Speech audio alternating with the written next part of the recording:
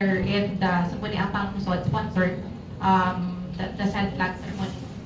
The members of ICCPC and the department heads and Councilor Mabilog and Councilor Malabor were also there to sign our pledge commitment to end COSAIC-CSAM in the country.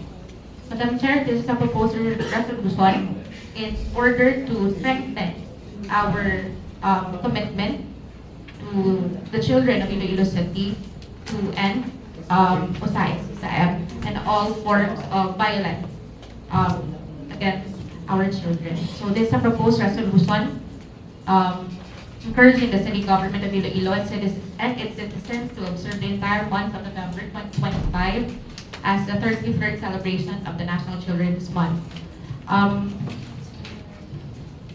If the body, is it okay if I read the whereas? Yes, Madam Chair.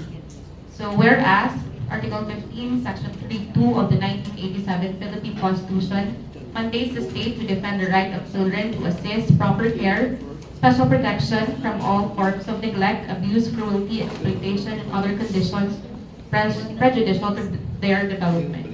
Whereas Republic Act 10661, otherwise known as the National Children's Month Act, declares the month of November of every year as National Children's Month to highlight the importance of children's rights, welfare, and protection.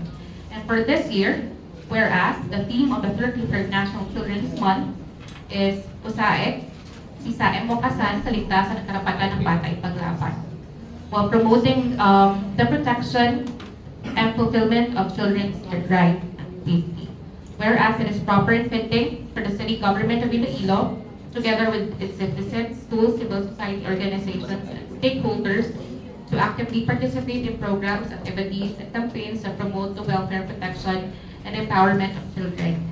Whereas the schools, barangays, local government offices, civil society organizations, and the general public are encouraged to conduct awareness campaigns on child rights and protections, promote programs for children's health, education, and safety, and strengthen the Barangay Council for the Protection of Children, or BCPC, and other local child protection mechanisms. So, Madam Chair, if there are no objections from the members of this august body in relation to the said resolution, or any comments, there are none, Madam Chair, I move to pass a resolution. Okay, nakiwalod ko luwat ang title ko kailangan ng a resolution urging the city government of Iloilo and citizens to observe the entire month of November 2025 as the 33rd celebration of the National Children's Month with the theme COSAIC-CSAM, Wakasan, Kaligtasan, at Karapatan ng mga bata Ipaglaban. So moved. It has been moved and seconded. Hearing no objections, motion is carried.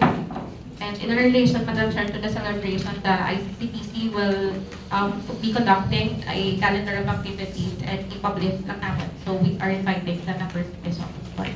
Thank you. Thank you.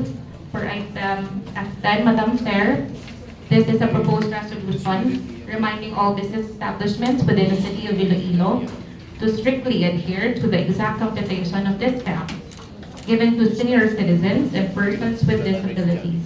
So this is in accordance with existing laws and regulations. For this item, Madam Chair, I'd like to request that Councilor Dunn is directed. Councilor Young, you have the floor.